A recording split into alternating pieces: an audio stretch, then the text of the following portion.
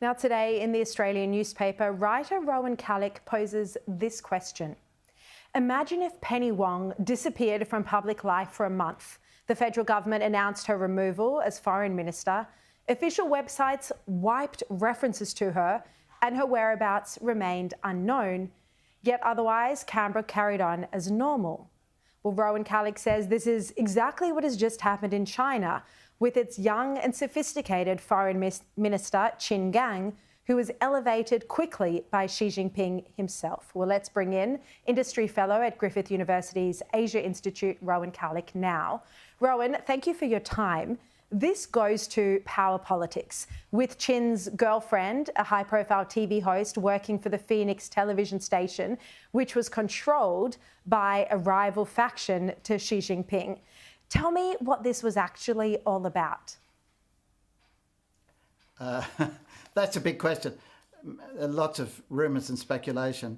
The fact that she seems to have disappeared from sight a little bit before, actually, Qin Gang did, leads one to believe it has got something to do with their relationship. We can't be sure. This is not unusual in Chinese elite politics for powerful men to have girlfriends, mistresses. This is a very patriarchal world. In Xi's Politburo, there's not one woman.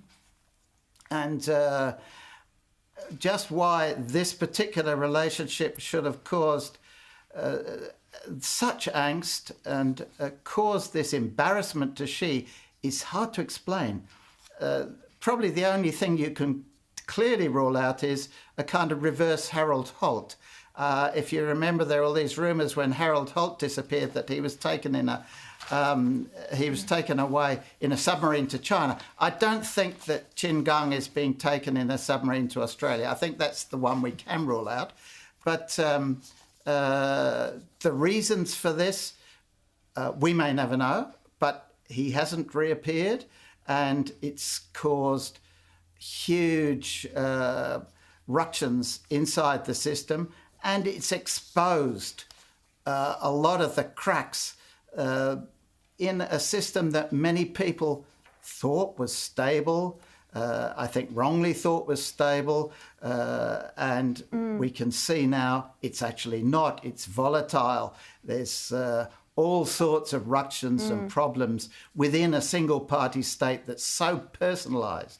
And so secret as well, and the fact that they, have no apparent concern for what the rest of the world thinks. I mean, this was their foreign minister who was regularly meeting with foreign ministers globally, and he just met 2 weeks before his disappearance with the US Secretary of State, Anthony Blinken, who was just in Australia over the weekend.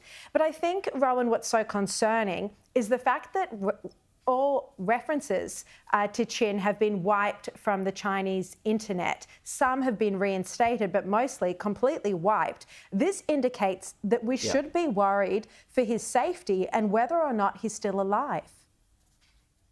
I agree. I knew him personally, and that's a worry. I think one can't help but feel, in a human way, concerned. He might be undergoing what they call shuangui, which is interrogation inside the party system, and we don't really know. But it's kind of what you get. This is revealing something about elite politics. It's opaque, it's brutal, and we talk about wanting to. I can understand why. It makes every sense. We talk about stabilising the relationship with China, but is it a stable partner? We're learning from what's happened to Qin Gang. Maybe not. He was due to come here to Canberra to finalise arrangements for potentially Prime Minister Albanese's visit to Beijing later this year, and so on. And we just don't know what's going to happen.